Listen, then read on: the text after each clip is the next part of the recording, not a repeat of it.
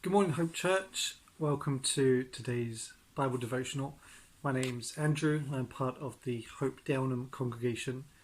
Today's devotional is taken from James chapter 2, verses 14 to 26. What good is it, my brothers and sisters, if someone claims to have faith but has no deeds? Can such a faith save them? Suppose a brother or a sister is without clothes and daily food. If one of you says to them, "Go in peace, keep warm and well fed," but does nothing about their physical needs, what good is it? In the same way, faith by itself, if it is not accompanied by action, is dead. But someone will say, "You have faith, I have deeds." Show me your faith without deeds, and I will show you my faith with deeds.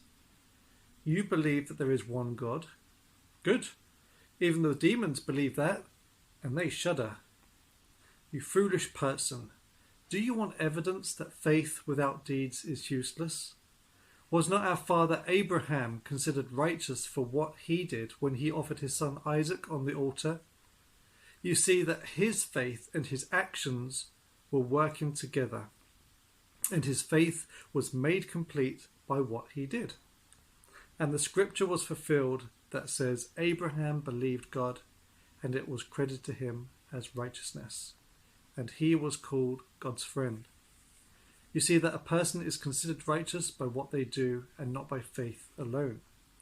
In the same way, was not even Rahab the prostitute considered righteous for what she did when she gave lodging to the spies and sent them off in a different direction? As the body without the spirit is dead, so faith without deeds is dead. And my challenge to us today, to me today, is what is your faith like? Take a look at your deeds. You know, what we do on the outside, the actions that we have, is really just an outworking of what's already happened on the inside.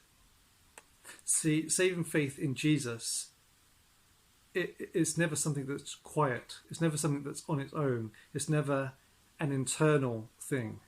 It's never something that, oh, I believe it, but that's it. There's always going to be an outward display of it. For example, if I said that I love my wife, but I never talked about her, I never wore my wedding ring, never spent time with her, you could be forgiven for thinking that I don't even love her. Maybe I don't even know her. After all, we know that love is an action, not a feeling. If I love my wife, my actions are going to show it. I don't spend all that time with her thinking, oh, if I do all these actions, then I will love her. No, it goes the other way around, doesn't it? I love her, and therefore, because of my love for her, my actions will show that. Now, unfortunately, sometimes some people's love for Jesus slowly dwindles and sometimes can even die, unfortunately.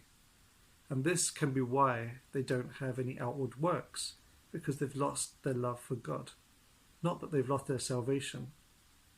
So the question to you and to me today is, what does your faith look like? Take a look at your deeds. Saving faith is not just about believing that God exists, because the Bible does say we have to believe in faith that God exists first. But in verse 19 we read, didn't we, that even the demons believe, they know God exists, but they shudder. Saving faith is not about nodding in agreement when we hear a good preach. Yeah, that sounds good, I agree. Saving faith sees the sin in your own life and wants to see an end to it. Saving faith makes you look at your church family and says, how can I serve? Saving faith makes you look at the problems in your community and wants to be a part of the solution. So I challenge you, what is your faith like? Take a look at your deeds. Imagine this. Jesus said to all of humanity, I love you, but didn't do anything. Now we know that he loves us. And the question is, how do we know that he loves us? By what he did. His actions show that he loved us. Romans 5 verse 8 says this, God demonstrates his love for us in this. While we were still sinners, Christ died for us. God demonstrates his own love for us.